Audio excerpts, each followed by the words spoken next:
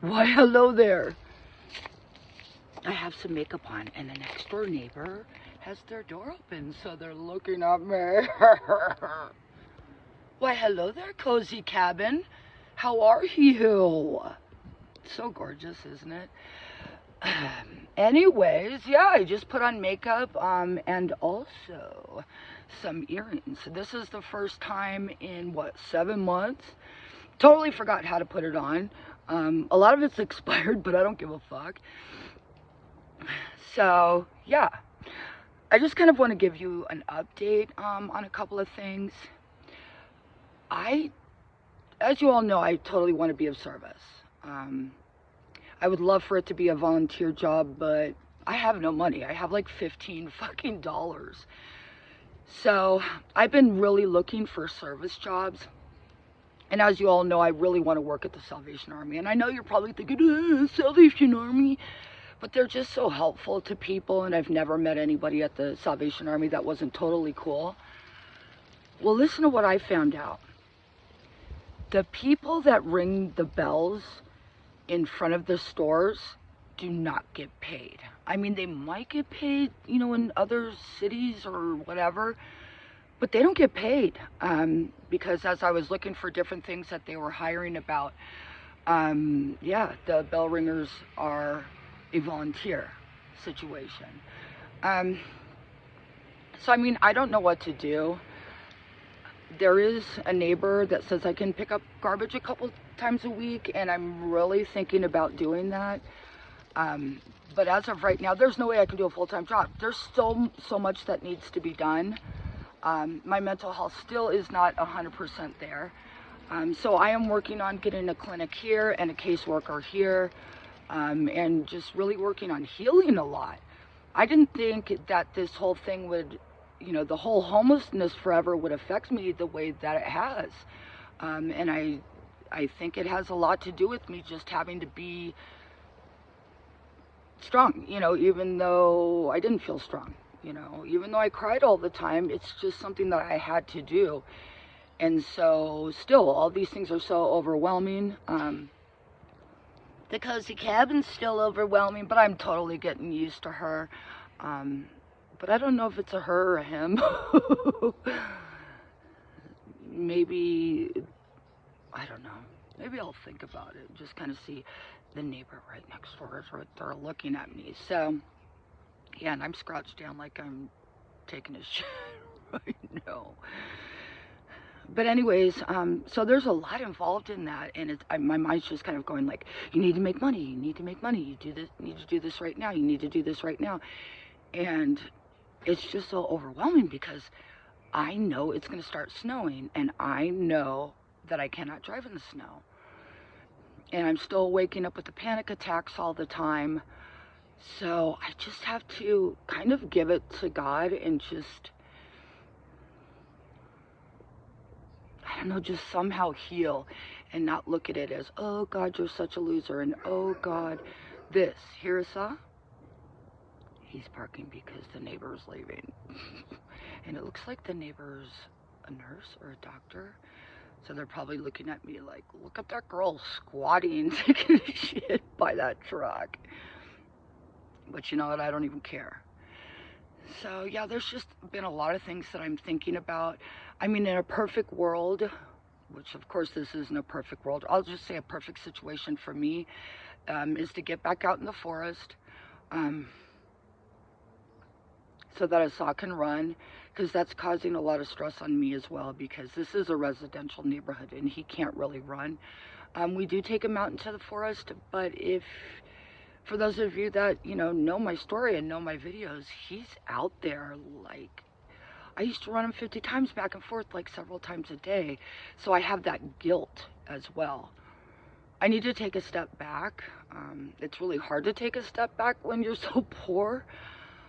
Christmas is kind of around the corner. I'm not really thinking of that, right now, because my kids are so understanding about the situation.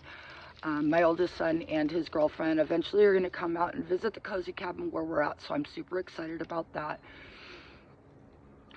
It's just a lot. I mean, I don't want to use mental health as an excuse. And it's not an excuse at the same time, because it's like a big problem, you know, it's like a necessity, you know. So today I'm just gonna kind of work on my YouTube channel. It's tagged completely for vaping. And I want for people who suffer mental illness or are dealing with mental illness to know that they're not alone. You know, so that's why I don't care about really talking about it. You know, I already have the whole entire time. You know, if you accept me the way that I am, then you do, you know. But it's just kind of first things first. So I want to work on my YouTube channel so I can share kind of, you know, what homelessness can look like, what mental health can look like, what struggling can look like. You know, me having to not look at the big humongous picture and overwhelm myself, because my body is still overwhelmed, my mind's still overwhelmed.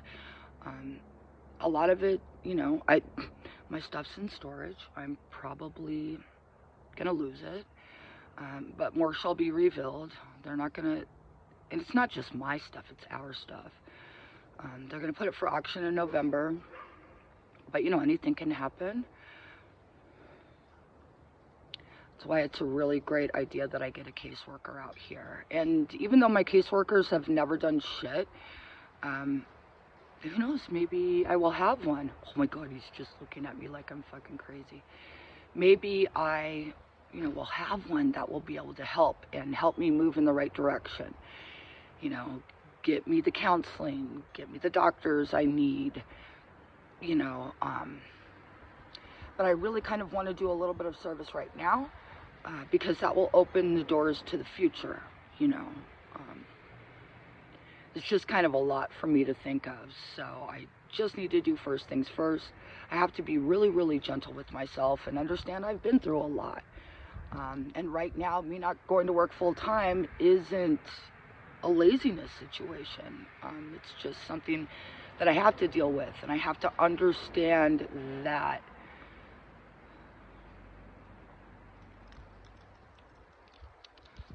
sometimes I'm just not as strong, you know, and I really have to just work on acceptance and everything that I've been through and I'm still going through.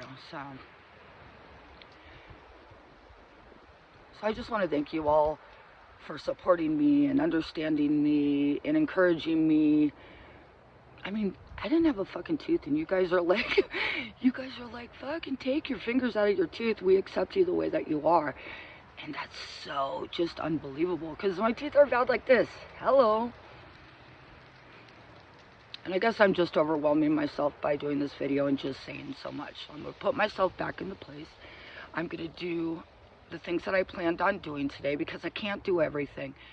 And I got to accept where I am at this moment for where I am at this moment.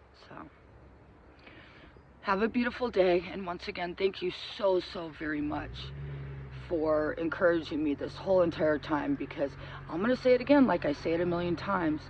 If it wasn't for your encouragement, if it wasn't for your acceptance, if it wasn't for allowing me to be able to speak and be honest and open with the things that I'm going through, and you guys not saying I'm a piece of shit, I would never have fucking made it.